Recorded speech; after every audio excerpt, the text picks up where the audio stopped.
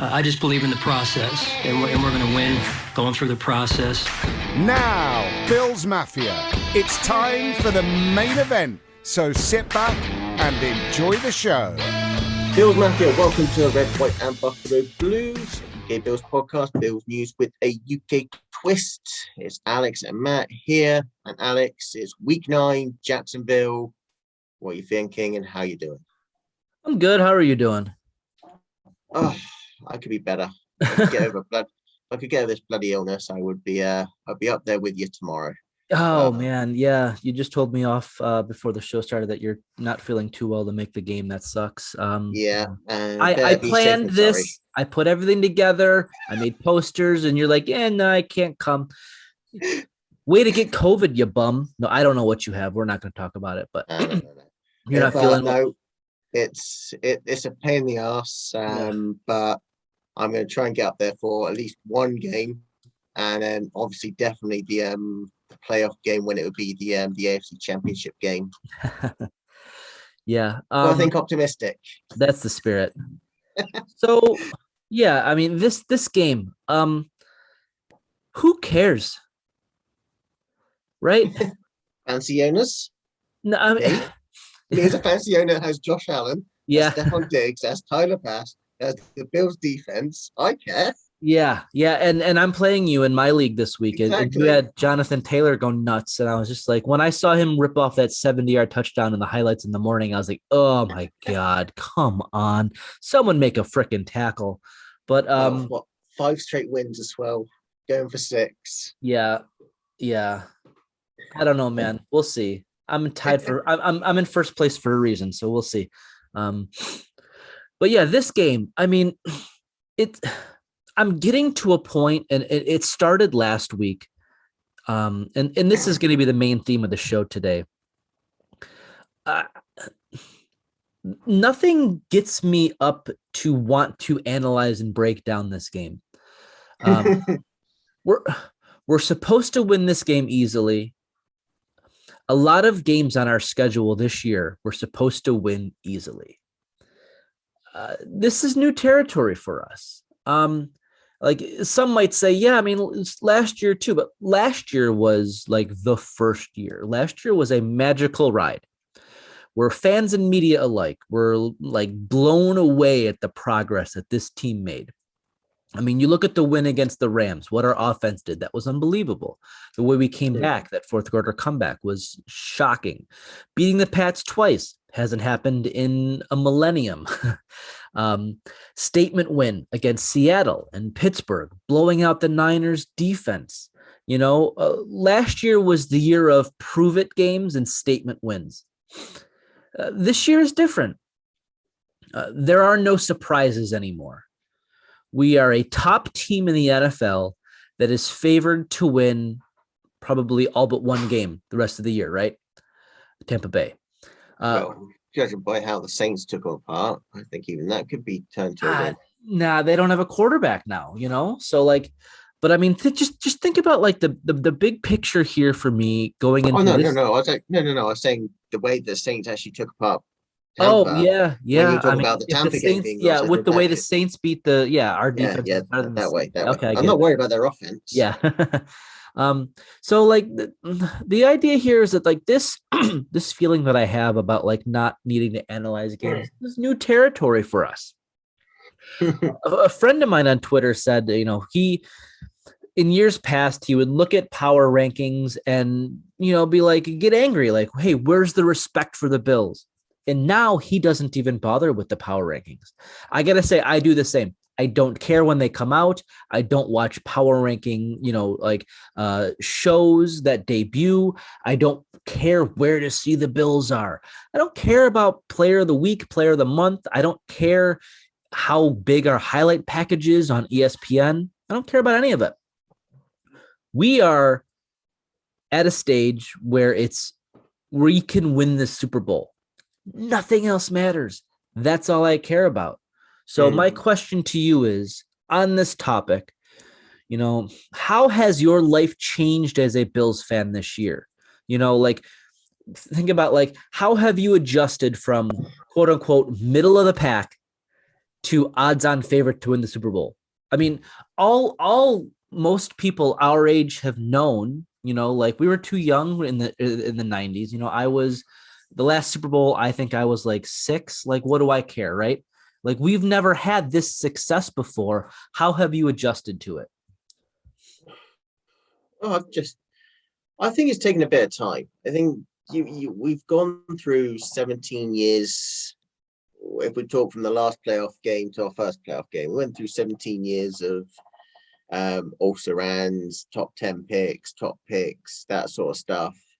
But yeah, I think it's starting to get to a point where you're looking at it and thinking, yeah, that we know that this is potentially, and I'm not gonna label it, I'm gonna put it in inverted commas, potentially a start of a dynasty.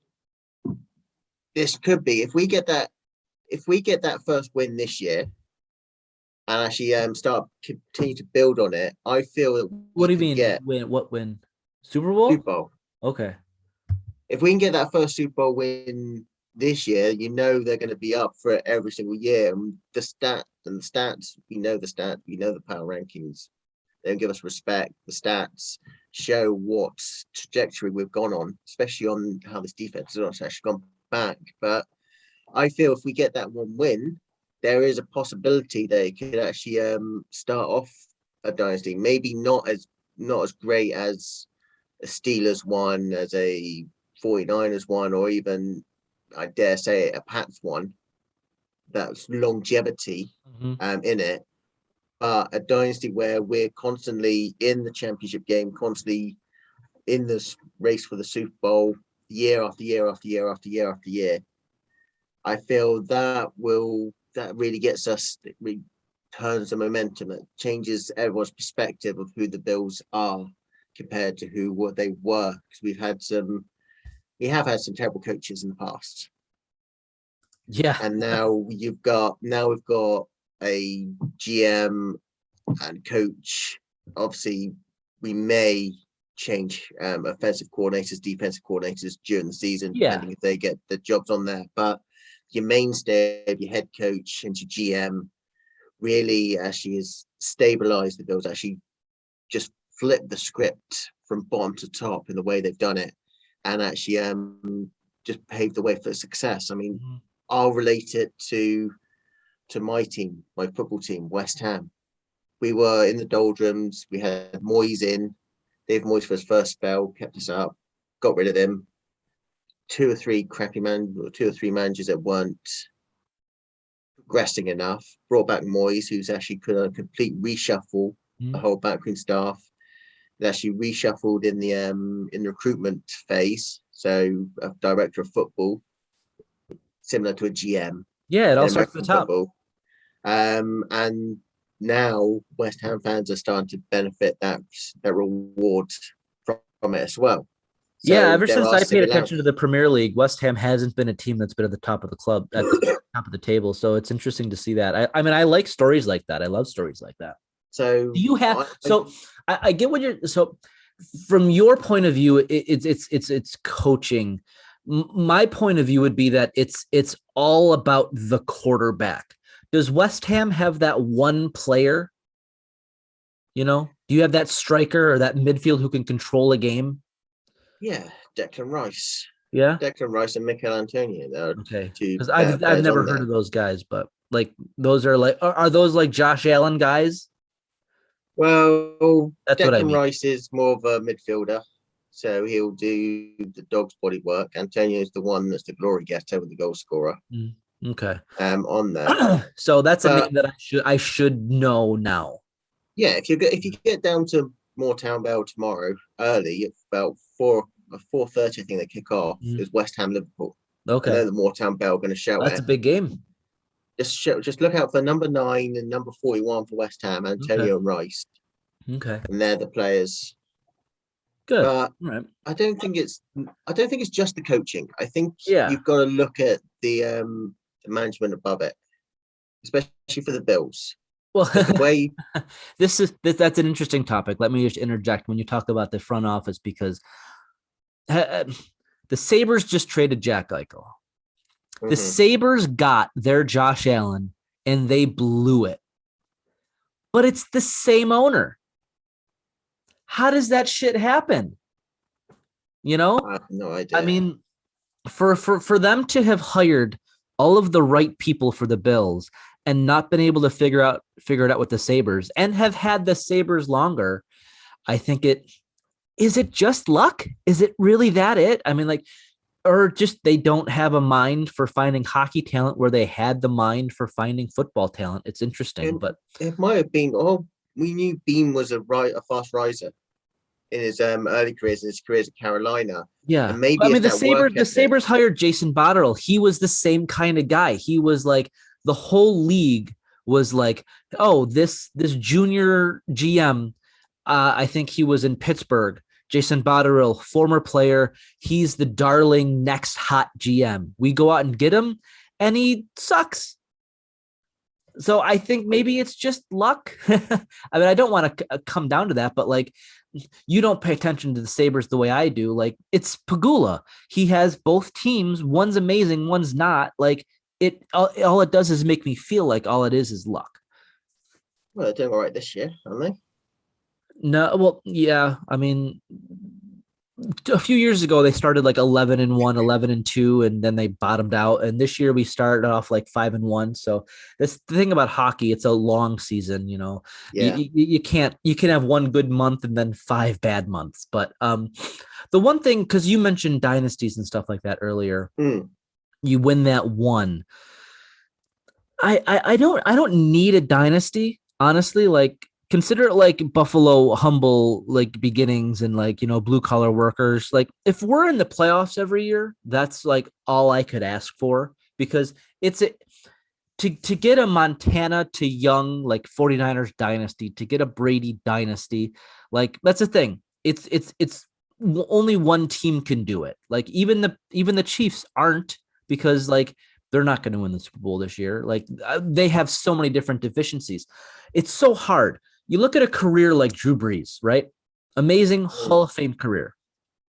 Yeah. In New Orleans, he had 1, 2, 3, 4, 5, 6 losing seasons, 3 in a row between 14, 15, and 16, 7-9, 7-8, 7-9. So like, even like my idea of like, we have the quarterback, that's all that matters. You still have to build a good team. So it's more like, you know, if we have like if we become the Manning Colts, you know, if we win just one in Josh Allen's career, is that, I mean, obviously we'd be happy, right? Yeah, we'll be ecstatic. We're at no place to become greedy, but I mean, that's what the Colts were. They figured, we have Manning, we could win every game. And that's how I feel with Josh Allen, you know? Yeah, no, I think, I mean, it's just a completely new territory, and I want to stay humble. Yeah, but no, Jacksonville, I'm sorry. This doesn't, I mean, if I'm doing what the players shouldn't, you know, overlooking a team, I can't help it, right? I mean, we're superior to them in every facet in the game. You want to talk about your any given Sundays. You want to talk about your Dolphins game last week, where the offense looked a little sluggish. Josh Allen said it perfectly post game. We don't need to be the best team in the league every week. We need to be the best team on the field. And we were last week. As a team, the defense dominated. The offense was just good. It was just good. They weren't great. What's the quote? The quote: "Good teams win, or great teams find, or great. No, is it good teams find a win? Win. Great teams find a way to win." Or something like that.